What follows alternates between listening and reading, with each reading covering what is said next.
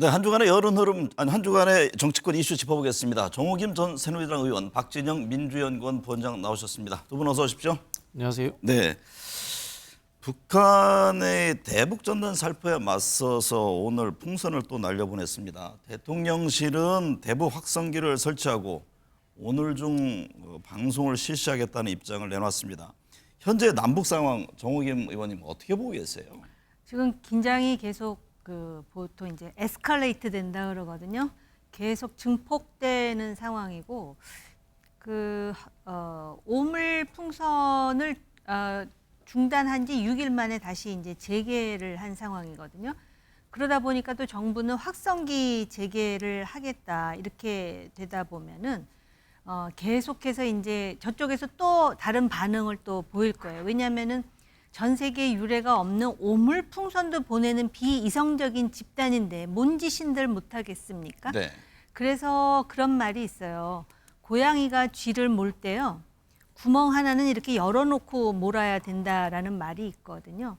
근데 지금 이런 상황에서 만약에 북한이 극단적인 일을 벌이게 되면은 사실 그 결과가 결국 우리가 북한보다 훨씬 압도적인 힘을 가지고 있다 하더라도 없는 이만 못한 상황에도 대비해야 되는 네. 그런 상황이라는 점에서 우려하고 있어요. 네. 통일부는 이 표현의 자유를 존중하라는 헌법재판소의 판단을 존중한다는 입장입니다. 박진영 부원장님, 한마디로 막지 않겠다는 건데 급기야 정부가 대북 확성기 재개를 선언했습니다. 북한 역시 가만히 있지 않을 것 같은데 뭔가 해법을 모색해야 하지 않을까요?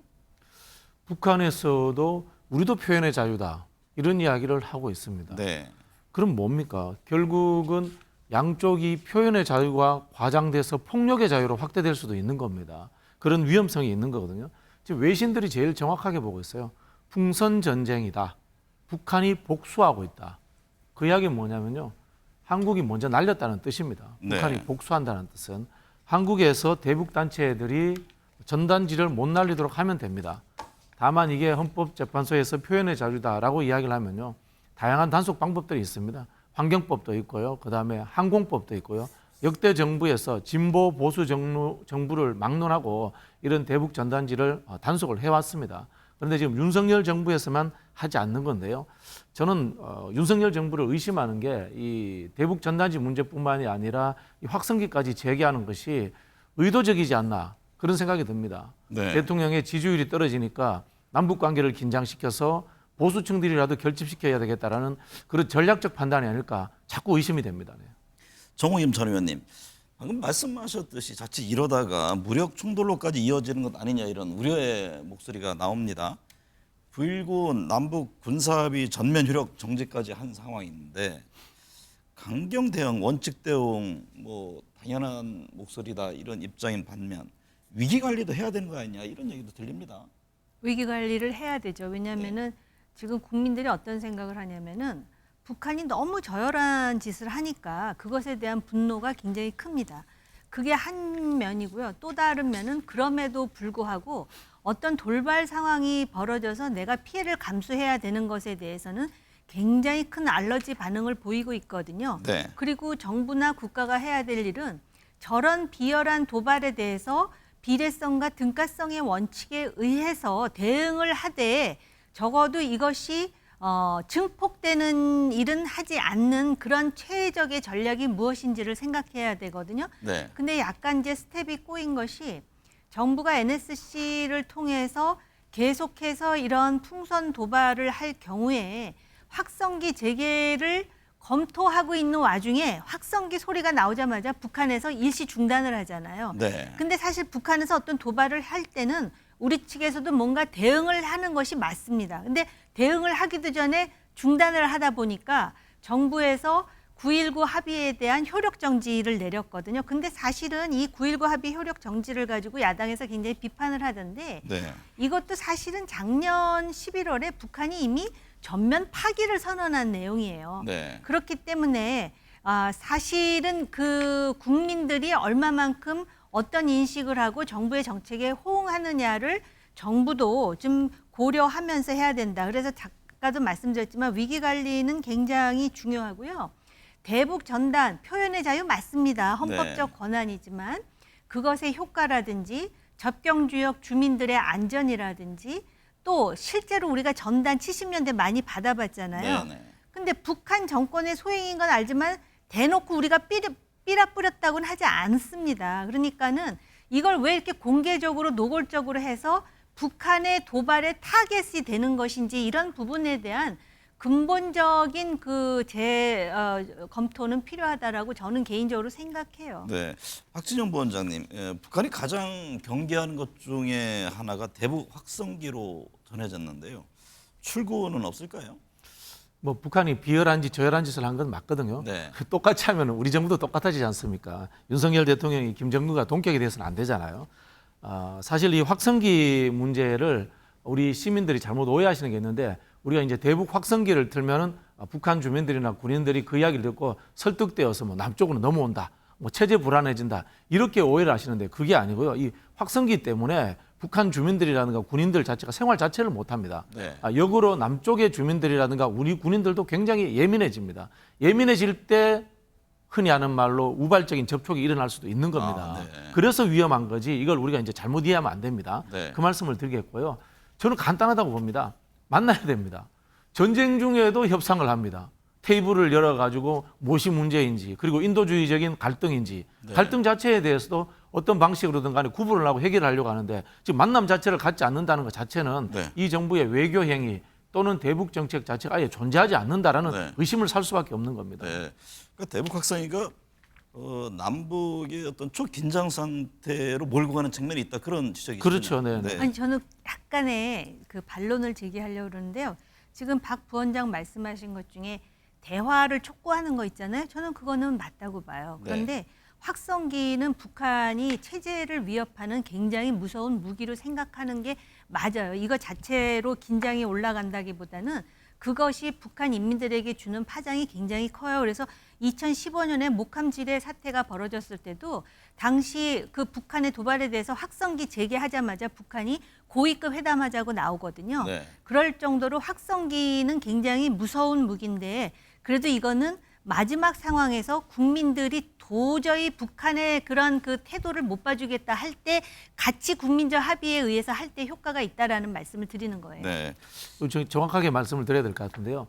이념적인 체제 부정의 문제가 아니라 북한 주민들이 아시겠지만 영양 상태라든가 생활 상태 이런 부분들이 극도로 빈곤한 상황입니다. 그런 부분에 있어서의 위험이지 이게 설득된다라고 생각하시면 안 된다는 이야기입니다. 제가 말씀드리면. 그리고 그 풍선은 저열하지만 대북 확성기는 저열한 전술은 아닙니다. 석유 가스전 얘기해 보겠습니다. 정우김 전 의원님, 동해 석유 가스전 가능성을 분석한 미국의 액트지오사 아브레우 고문이 공식 기자회견을 통해서 입장을 냈습니다만 의혹은 여전합니다. 1인 기업의 지금 연매출 3,800만 원이라는 주장에서부터 지금 뭐 액트지오가 세금도 못 냈던 기업이다 이런 얘기들이 나오던데요. 현재의 논란을 어떻게 보고 계세요? 그 여러 가지 논란이 있고 이 쟁점이 지금 완전히 정치권으로 넘어오면서 정치적 이슈가 돼버렸어요. 정치적 이슈가 되면 이 논란은 끝나지 않을 건데요. 정치라는 변수를 빼고 봐야 될 부분이 일단 그 영일 만에 뭐 8광구, 1회 6광구 이런 얘기 하잖아요. 그 지역에서 이미 우리가 천연가스를 발견해서 10여 년 동안 썼던 경험이 있고요. 그리고 그동안에도 계속 탐사를 해왔던 것이 사실이고요. 그다음에 이제 여기서 또 액트지오가 나오면서 소위 우드사이드 호주의 그 큰 회사 얘기가 나오잖아요. 근데 우드사이드가 큰 회사인 거는 맞아요. 그런데 그 회사는 큰 회사니까 맞고 액트지오는 작은 회사니까 별 볼 일 없다라는 논리는 정치적인 논리예요. 그렇기 때문에 좀 시간상 그 긴 얘기는 안 하겠고요.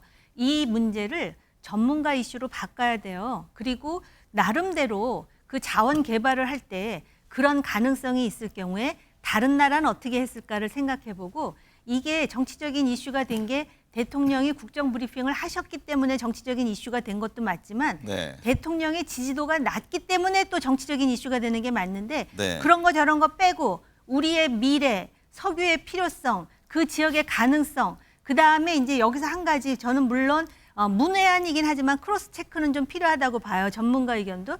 그랬을 때 제가 볼 때는 여기 그래도 겨울에 시추해서 찾아보는 게 맞다라는 생각을 하고 있어요. 네.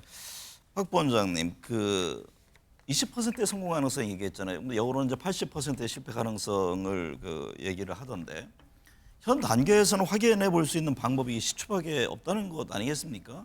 그러기 위해서는 막대한 돈이 들어갈 텐데 지금 민주당 이 모든 게 정부가 1조 2천억 원짜리 국민 전환형 쇼를 하고 있다 이런 비판을 하고 있네요. 네, 의원님이 정확히 말씀하셨는데요. 그냥 진행하면 됩니다. 윤석열 대통령이 말씀하시니까 그런 거예요. 우리 국민들 중에는 윤석열 대통령이 콩으로 매주를 쏜다고 해도 안 믿는 사람이 있고요. 윤석열 대통령이 시추하면 나오던 석유도 다시 들어간다 이렇게 생각하는 사람들이 있습니다. 예. 그만큼 이 최상병 그 사태라든가 이런 부분에서 윤석열 대통령이 거짓말을 하고 있다 이렇게 네. 생각을 하고 있는 겁니다. 그런 측면인 거고요. 실제로 우리나라에는 그 1년에 한 번씩 대륙붕 예산이 편성이 됩니다. 석유공사에서 편성돼서 1년에 한 개 정도, 2개 정도 국비 50%, 민간 50%에서 뚫고 있습니다. 차분히. 그것 계속 뚫고 가면 됩니다. 실제로 저는 저기 울산 관련해서 가스 사업에 제가 이제 정부에 근무할 때 그쪽 일을 좀 보기도 했습니다. 나올 가능성이 있는 건 사실입니다. 이거 차분히 이제 실무자들이 하면 되는데 이걸 대통령이 나서서 막 흥분해서 말씀을 하시니까 정쟁이 되는 거고 지금 대통령 지지율이 낮으니까 지금 오해가 되는 상황이다. 이렇게 생각이 들고요. 저는 정치권은 논쟁 그만하시는 게 딱 정답이다. 네. 그런 생각이 들고요. 아브레우 고문이 또 한국 온 것도 또 참 표현이 그렇습니다. 냄새가 나요. 그냥 그 미국에 있지 뭐하러 와가지고 또 더 정쟁을 부추기냐 이런 생각이 듭니다. 네. 박 본장님, 2018년 김정숙 여사의 인도 방문 의혹을 두고 지금 여당이 공세를 높이자 문재인 정부 출신 인사들이 반박 이어지고 있는데요. 셀프 초청이다 호화 기내식 논란과 관련해서 근거 없는 마타도다라는 입장인데 지금 김건희 여사 특검 여론에 대해서 물귀신 작전이다 이런 입장으로 민주당은 보고 있나요? 문재인 정부 당시에도 야당이었던 국민의힘이 제기했던 의혹입니다. 네. 그리고 최근에 그 당시에 있었던 이 기내식 비용을 다 공개를 했습니다. 뭐 간단합니다. 그러면은요 문제가 되면은 이거는 이제 감사하면 됩니다. 감사건입니다. 정부에서의 행위, 정책 행위 그리고 또 외교 행위에 의해서 진행되기 때문에 감사하는 겁니다. 네. 이걸 특검한다는 것은 말이 안 되는 것이요. 검사가 동원되는 일들이라는 거 하는 것은 범죄 행위, 주가 조작 의혹이라든가 뭐 명품백을 받았다라든가 범죄 행위 의혹이 있을 때 특검을 하고 하는 것이고요. 이거는 이제 조사를 할 수 있는 상황이기 때문에 저는 그냥 공개하면 된다고 봅니다. 그리고 그 자료들이 윤석열 정부인 상태의 문화체육관광부에도 다 있습니다. 네. 전 정부 것이지만 그거 공개하면 됩니다. 네. 정우임 전 의원님, 도중환 전 문화체육관광부 장관이 인도 모디 총리의 초청장을 공개했습니다. 타지마할 방문도 인도 측의 강력한 요구에 의한 거였고 초와 기내식 의혹에 대해서는 6,292만 원의 비용 중에 김 여사의 몫은 4번의 식사를 합쳐서 105만 원에 불과하다 이런 설명인데요. 이 점은 어떻게 보세요? 이미 이 문제는 지금 정리가 되어가고 있다라고 생각하고요. 네. 저는 무슨 진영의 문제를 떠나서 이 얘기는 이제 정리를 하는 것이 맞다라고 봅니다. 단지 아까 이제 감사하면 된다 그러셨잖아요. 작년에도 감사를 할 것처럼 하다가 또 그냥 수그러들다 지금 다시 이 문제가 제기되니까 야당 측에서는 김건희 여사의 문제를 물타기하기 위해서 김정수 여사 문제를 제기하는 게 아니냐라는 또 비판이 나오지 않겠습니까? 네. 지금 그 만약에 가열차게 감사를 할 일이었으면은 진작에 좀 가열차게 했어야 되는데 이게 들어왔다 나갔다 하면서 정치 공방만 하는 것은 우리나라의 그 건강한 정치에도 그렇게 맞지 않는다라고 보여지고요.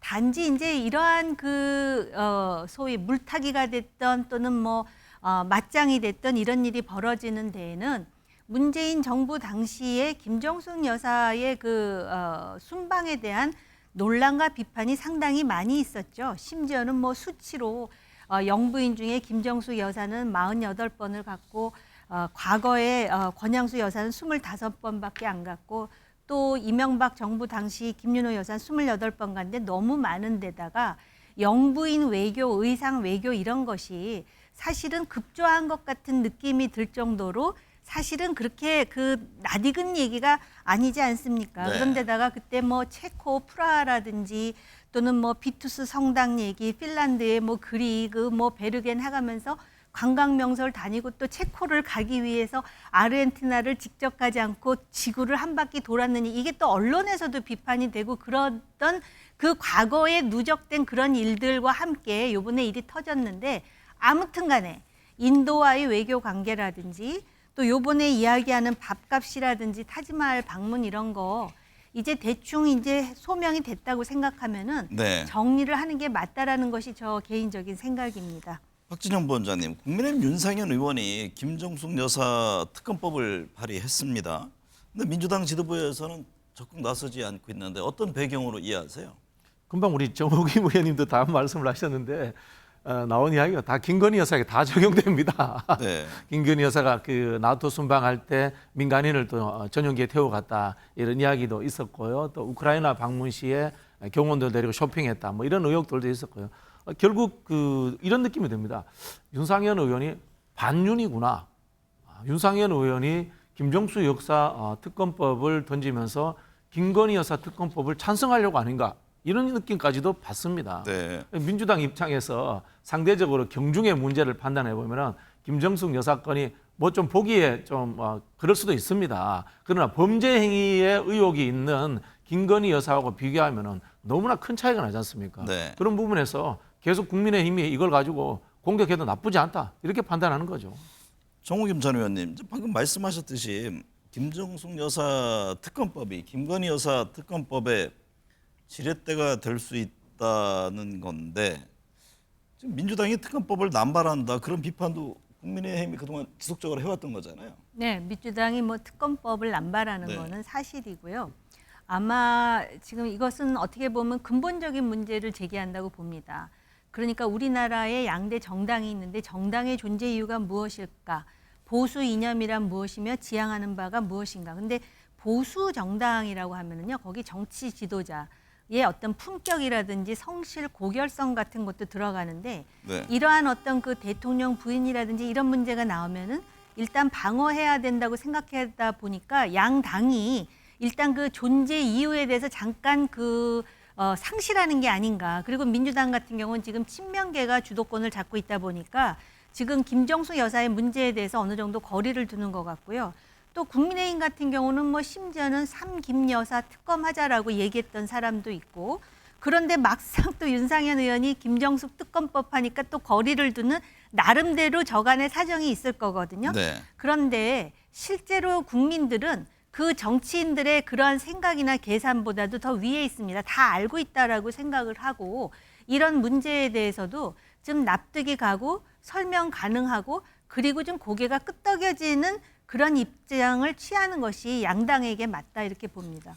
각 당 상황 살펴보겠습니다. 박 부원장님, 민주당 당대표 임기 관련해서 당원 당규 개정을 두고 논란이 있습니다. 김용진 의원이 반대 목소리를 내는 등 뭐 친명계 안에서도 다른 입장이 있다 이런 보도가 전해졌는데요. 이게 어떤 의미로 보세요? 일각에서는 이게 뭐 친명계의 분화 아니냐 이런 해석도 있던데요. 뭐 저는 뭐 정당의 이 개파나 파벌 구조는 늘 분화한다고 봅니다. 네. 우리가 그렇지 않습니까? 외세를 또 막아내고 나면 국내에서도 또 정치라는 것이 때로는 갈등하고 분열하고 이런 상황이 있듯이요. 근데 이제 김영진 의원은 과거에 이 천명계 핵심일 때도 쓴소리를 많이 했던 분이고요. 네. 그런 부분에서 뭐 이런 지적도 가능하지 않나 이런 생각이 들고요. 다만 이제 이재명 대표와 조금 거리가 생기니까 이재명 대표가 왜 이 당원 당규 이야기를 꺼냈는지에 대해서는 좀 이해도가 좀 떨어지는 것 같아요. 네. 제 뇌피셜입니다만은 이재명 대표와 지도부 쪽에서는 윤석열 대통령의 임기 중단 사태라든가 또는 뭐 개헌 이런 것들에 대해서 어느 정도 염두를 하고 본인이 아니라 그 당시에 다른 당 대표이더라도 그 위기 상황이라든가 정치적 격변 상황에는 리더십이 탄탄해야 되니까 네. 이런 예외 규정을 두자라고 하지 않았나 뭐 저는 그렇게 짐작해 봅니다. 그런 상황 때문인지 이재명 대표가 최근 지도부 회의에서 당대표 사퇴 시한과 관련해서 당원 당규 개정에 반대 입장을 개진한 것으로 알려졌는데요. 당원권 강화에 집중하자는 점을 강조했다고 합니다. 지금 민주당은 어쨌든 여론 수렴 절차가 끝나는 대로 이번 주 안에 개정안을 확정할 계획인데 어떻게 전망하세요?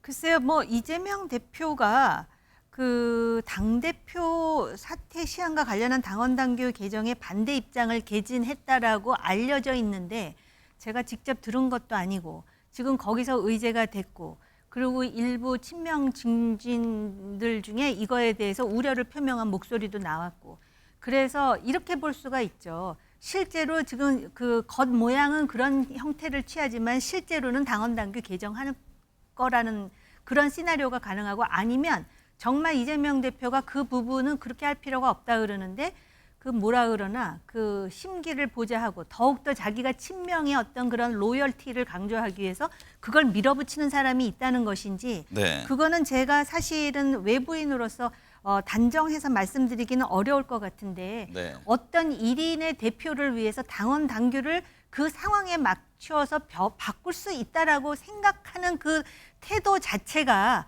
정말 아연실색할 정도입니다. 그냥 네. 일반적인 상식과 큰 그림 속에서 당원 당규를 만들어 놓으면은 그 타임에 시의적절하게 적용할 수 있을 것이고 더군다나 개헌까지는 모르겠으나 대통령의 유고 내지는 탄핵 상황을 가정해서 이렇게 이러한 당원 당규를 고치겠다라고 생각하는 이 발상이 정말 그 건강한 정당인가를 의심케 하는 대목이에요. 네. 국민의힘도 당원 개정을 이야기하고 있는데요. 그런데 봉송학당이란 말이 나왔습니다. 뭐 차기 당권 주자로 거론되는 나경원 의원이 한 말인데요. 황우영 비대위원장이 제시한 2인 지도체제 논란 어떻게 보세요? 저는 이게 뭐 그래도 국민학교 때도 반장 부반장 뽑으면 권한의 차이가 있지 않습니까? 네. 그 정도 차이가 있는 줄은 차이가 없다고 하더라고요. 그래서 역사적으로 이런 사례가 있나 찾아봤더니요. 딱 하나 제가 찾았습니다. 클레오파트라하고 그 동생이 이름도 어려운데 프톨레마이오스 3세하고 네. 같이 공통왕을 했습니다. 네. 그러다가 이제 카이사르가 침략해서 망했는데 참 한동훈 단일 이 지도 체제가 혹시나 들어올까봐 정말 싫은가 봐요. 네. 이제 모든 이 국민의힘의 꼼수 이런 잔꾀가 한동훈 당 대표를 만드는 것이 너무 싫다라는 저는 이 대통령실의 의중이 실려 있지 않나 그런 생각이 듭니다. 네. 정호기 의원님 방금 말씀하셨듯이 2인 지도체제가 한동훈 견제용이라는 내부 비판이 있던데 이게 맞는 해석입니까? 저는 내부 상황에 대해서는 뭐 말씀드릴 입장은 아니지만 네. 정치라는 거는 어떻게 보여지느냐가 중요한데 실제로 그렇게 보고들 있잖아요, 다들. 네. 아, 정말 유난 갈등이 극에 달해서 한동훈 전 비대위원장이 당대표가 되면은 지금 큰일 난다고 생각을 해서 이런 그 무모한 그 수를 계속해서 쓰고 있는 것인가라고 해석하지 않습니까? 만에 하나 그런 일이 전혀 아닌데 황우여 비대위원장이 자기 머릿속에서 이런 얘기를 했다면은 이거는 오히려 현재 지도부가 상당히 무능한 거죠. 그렇지도 않은데 그렇게 오해하게끔 행동들을 하고 있다라는 것 아니겠습니까? 네. 그런 차원에서 지금 그 국민의힘의 그 내부가 상당히 안개 속이다라고 네. 보여집니다. 불법 대북 송금 혐의로 이화영 전 경기도 부지사가 실형을 선고받자 정치권 다시 논란이 되고 있습니다. 정우겸 전 의원님, 여권으로서는 어떤 새로운 분위기 반전의 하나의 계기가 되고 있는 겁니까? 사실은 이재명 대표의 사법 리스크에 안주해서 도덕적 회의감이 너무나 팽배한 결과가 이번 총선의 대패가 아니었나 이런 생각이 들고요. 네. 분명히 이화영 전 부지사의 이 실형 선고는 이재명 대표의 사법 리스크를 훨씬 가중시키는 요소는 맞습니다. 그런데 국민의힘이 말입니다. 상대 당의 당대표 내지는 어떤 정치 상황에 기대해서 반사 이익을 보겠다라는 태도로만 나간다면은 지금 국민의힘에 대해서 지금 유권자들이 무엇에 대해서 실망을 하고 있고 네. 미래에 어떤 그 정당이 되기를 원하는지에 대해서 아직까지도 감을 못 잡는다라는 생각을 하지 않을 수가 없습니다. 네. 박 부원장님, 민주당은 1심 판결이 문제투성이라면서 특검법을 통과시켜 검찰 조작 수사 실체를 밝히겠다는 입장인데요. 민주당은 이번 사건을 이재명 대표의 방북 비용 대납 사건이 아니라 애당초는 뭐 그 변호사비 대납 그걸 했다가 지금 쌍방울 그룹의 주가 조작 사건이다 이런 입장인 거죠. 뭐 계속 그 바뀌고 있지 않습니까? 네. 저는 이 대북 송금 문제는 이재명 대표를 겨냥한 부분은 완전 조작이라고 생각합니다. 왜 그러냐면요. 문재인 정부 당시에 이재명 대표가 여당 속의 야당이었습니다. 문재인 정부 시절에 국정원이 완벽하게 이 북한에 관련되는 정보라든가 그런 것들을 통제를 하고 있는 상황에서 네. 이재명 대표의 방북 자체가 불가능한 이야기였습니다. 네. 불가능한 이야기였고요. 국정원 문건에도 그런 이야기들이 나오고 있지 않습니까? 그렇기 때문에 이재명 대표가 방북하려고 했다는 의사 자체가 저는 없었다는 걸로 알고 있고요. 네. 두 번째 문제, 이재명 대표에게 이화영 부지사가 보고를 했느냐 하는 문제인데 보고하지 않아도 되는 시스템으로 되어 있습니다. 네. 남북교류협력법이 있고요. 경기도에는 관련해서 조례를 만들었습니다. 네. 조례를 만들어서 남북교류협력위원회 위원장이 이화영 부지사입니다. 이화영 부지사의 전결에 의해서 모든 남북교류 사업들을 할 수 있도록 되어 있습니다. 네. 그렇기 때문에 이재명 그 당시 지사에게 보고를 하지 않아도 되고요. 네. 물론 뭐 앞서도 말씀드린 것처럼 그 당시에 이재명 지사가 북한을 방북할 계획 자체가 없었기 때문에 저는 대북 송금 자체가 성립되지 않는다고 생각합니다. 한다고 해서 갈 수 있는 건 아니잖아요. 정부의 정부 승인이 되죠. 있으면 안 되는데요. 문재인 정부에서 이런 일도 있었습니다. 김포에 대북 관련 행사가 있었습니다. 경기도지 않습니까? 네. 김포시장은 오는데 경기도지사는 안 왔어요. 연락을 안 해가지고. 그 정도로 사실은 네. 문재인 정부의 거시 정책이라 이런 분야에 있어서 이재명 경기지사는 소외돼 있었습니다. 네. 마지막으로 원구성 관련 협상 좀 여쭤볼게요. 박 원장님, 우원식 국회의장이 22대 원구성 협상 시한을 지난 금요일 자정을 못 박았잖아요. 이제 결렬이 됐는데 어떨 것 같아요? 지금 민주당은 11개 상임위원장 후보 제출한 상태잖아요. 월요일 날 다 통과시킬 것 같아요. 네. 저도 사실은 이 법사위하고 운영위하고 과기정통위 세 개를 민주당이 꼭 차지하겠다고 했는데 법사위 빼고는 양보하지 않을 수도 있지 않겠나 뭐 이런 예상을 했거든요. 네. 근데 보니까 지금 민주당 원내지도부 입장은 그대로 밀어붙인다라는 생각이 든 거예요. 그 근본적인 이유는 국민의힘이 8월까지 국회 안 들어올 거다. 네. 지금 이 특검법 문제에 대해서 최상병 특검입니다. 그리고 또 김건희 여사 종합특검법 관련해서 내부 단속에 대한 자신감 부족이라든가 이런 부분들 때문에 아예 원구성 자체를 안 하고 9월달 정기국회까지 그냥 쭉 이른바 참 놀아버리겠다. 네. 뭐 이런 식의 그 가능성이 있다고 판단하는 것 같아요. 네. 정우김 전 의원께서는 어떤 전망을 하고 계세요? 지금 어쨌든 간에 민주당 단독 원구성하면은 여야 갈등도 첨예해질 텐데 국민의힘은 어떤 대안이 있을까요? 지금 국민의힘 원내대표가 향후에도 국민의힘은 여야 합의 없는 민주당의 일방적인 원구성에 참여하지 않을 것임을 분명히 선언합니다. 네. 어떻게 이렇게 쉽게 정치를 하는지 모르겠어요. 이거는 야당이라면 모르겠는데 네. 지금 책임 여당입니다. 갈 길이 멀거든요. 그러면은 야당하고 대화가 안 된다면은 여론에 호소하는 방법도 있습니다. 네. 그런데다가 지금 방송 채널이 얼마나 많습니까? 이 정도 되면은 오히려 야당의 원내대표에게 당신들이 왜 그동안 신사협정처럼 유지되어 온 그 관례를 깨가면서까지 법사위라든지 운영위를 독식해야 되는지 우리 공개 토론이라도 한번 해보자라 그러든지 아니면은 여러 방송에서 직접 나가서 지금 민주당이 이런 계산 때문에 그 상임위원회를 과방위까지 지금 점거하겠다라는 입장이라는 거를 성토하든지 네. 해야 되지 않겠습니까? 운영위는 전통적으로 여당이 해왔고 법사위는 야당에게 주었던 것이 아주 좋은 전통으로 노무현 정부 때부터 있었습니다. 그럼에도 불구하고 법대로 하자 그러면서 지금 힘대로 나가겠다 그러는데 그거에 대해서 왜 이런 일이 벌어졌는지 그리고 이게 왜 잘못된 것인지에 대해서 유권자들에게 알리기는커녕 우리는 원구성에 참여하지 않을 것입니다. 이거는 제가 볼 때 오히려 책임 있는 태도가 아니라고 보거든요. 네. 더군다나 법사위 같은 경우 민주당은 최혜병 특검법을 조속히 처리하기 위해서라 그러는데 이번에 지금 이화영 특검법 얘기하지 않습니까?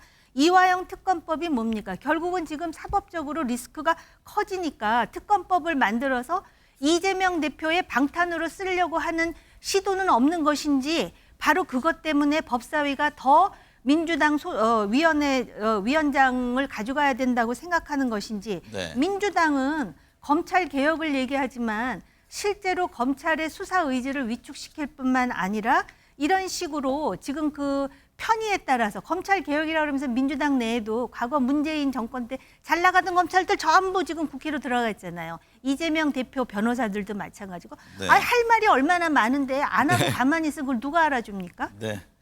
네, 오늘 말씀 잘 들었습니다.